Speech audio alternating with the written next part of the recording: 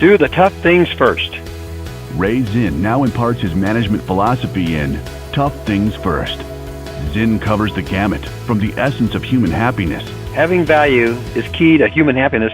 To the downside of venture capital for entrepreneurs. Venture capital can be the antithesis of entrepreneurial spirit. The essence of entrepreneurial discipline.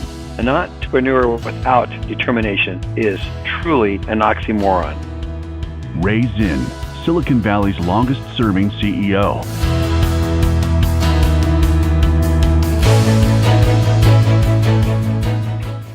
Hello and welcome again to the Tough Things First podcast, where Zinn, the longest-serving CEO in Silicon Valley, adds to your entrepreneurial and managerial arsenal. I'm your host today, Guy Smith.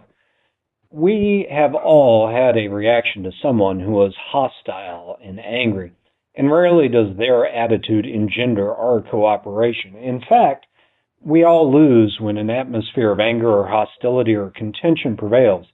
Sadly, the spirit of contention is rampant in our society today at a time when we need to promote the virtue of civility. Zinn's company, Micrel, was built in part on a culture of respecting the dignity of every individual, which led Micrel to having an employee turnover rate half that of his industry. Micrel was somewhat legendary as a civil place to work. So, Ray, talk to us about anger and hostility and contention between people.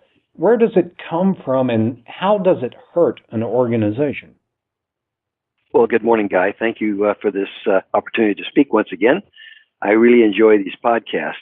What happens is that anger and hostility generally comes from selfish motives. So anytime a person is angry or hostile, you can definitely know that they are focusing on themselves. Me, my turn, my problem, everybody needs to turn to me. Difficulty we have in this environment currently, as we see in the political arena, is that in order for them to stand out in the crowd, they feel it's necessary for them to yell and shout and condemn and turn hostile toward others. That happens in the workplace also. And a manager or an employee finds themselves that they're not being listened to, or that they're afraid that their point is not going to be taken or understood. It turns to hostility and anger. And of course, hostility and contention just breeds more hostility and contention. And as a result, the communication breaks down. Once communication breaks down, people stop listening. And once they stop listening, of course, then we don't have the results that we're looking for. Okay. How does this manifest itself within an organization? What are the ways contention will surface? Well, as they say, there's no I in team, and so I is that back to me. When you see an individual or a group, it could be an entire organization, you start turning inward as you would, as opposed to turning outward. That's a sure sign that you're going to have a hostile relationship.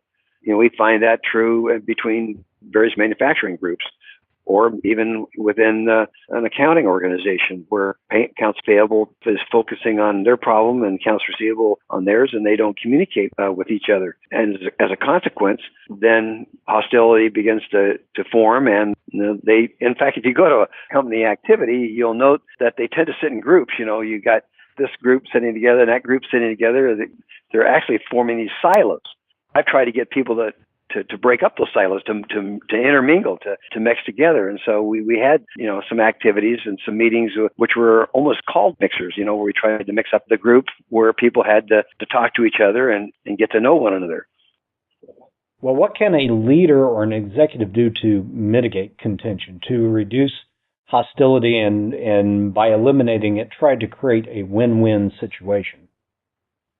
Well, it starts with a focus on a flatter organization as opposed to a hierarchical.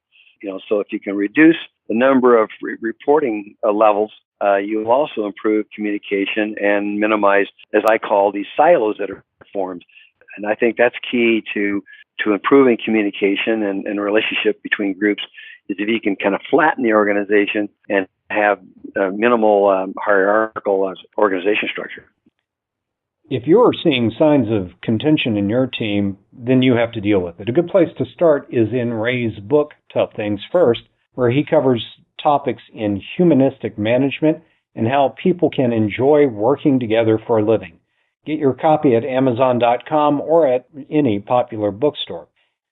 And also subscribe to the Tough Things First podcast using your favorite mobile app, be it iTunes, Google's Play Music, Podcast Addict, or the other popular apps.